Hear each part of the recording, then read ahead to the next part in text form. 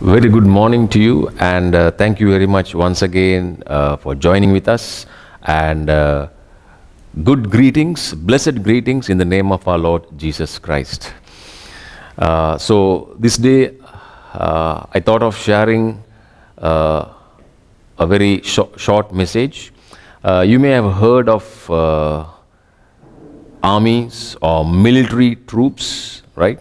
And apart from the mechanical equipments or artillery equipments, one of the factors where you gauge the strength of an army is the ground soldiers. Okay, if I use a military term, you can call it the infantry troops. Okay, and more the ground soldiers or foot soldiers, the strength of that army or of that military force is more.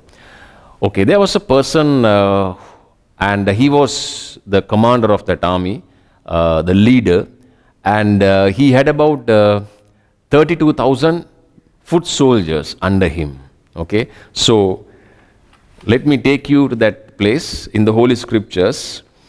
It's in the book of Judges, chapter 7.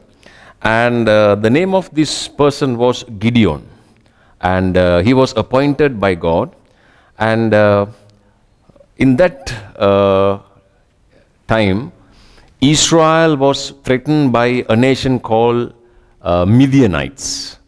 And God chose Gideon to fight on behalf of their enemy.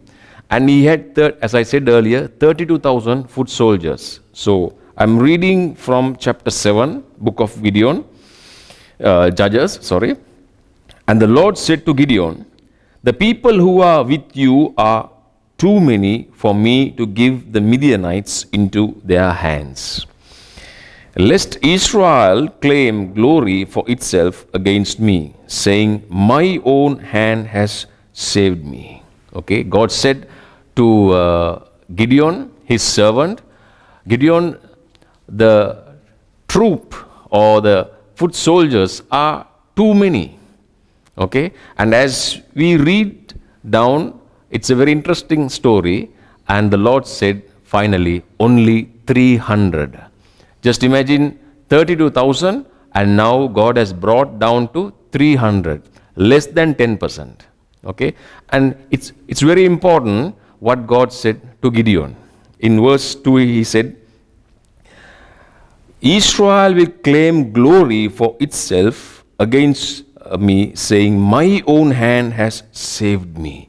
See, God said to Gideon, see, if you go with a crowd or with a troop of 32,000, once you have got the victory, you will say, it is our strength, it is our experience, it is because of our many foot soldiers. Okay, so right now you may be listening to this and you may have wealth of experience, whatever the profession, whatever the area you are in. Okay, you may have expert knowledge, but are you on a brink of failure? Okay, are you facing failure or are you struggling? So there is only one way. In Gospel of John, chapter 14, verse 6, it says, Jesus is the way. So if you are listening for the first time, and you may be facing a Herculean task before you, not knowing how to deal with that situation. Okay, but if you just tell the Lord, Lord God, creator of heaven and earth, I just need your guidance, help me. And Jesus says he is the way, and he will make a way for you. And if you may be standing at a crossroad, don't know which way to turn, okay, but look to Jesus, he is the way. And I'm encouraging you, okay, there is good news. If you look to Jesus, he is the way right now. And considering the global situation right now, every area has been hit immensely in different levels, but still we have hope because Jesus is the way. And if you give your life to Jesus, He will make a way. Be strengthened and try to do your best to stay safe. God bless you, and please share this thought, this message with people who need prayers and counseling, and you may call on the number that is appearing on the screen. Have a good day, and God bless you.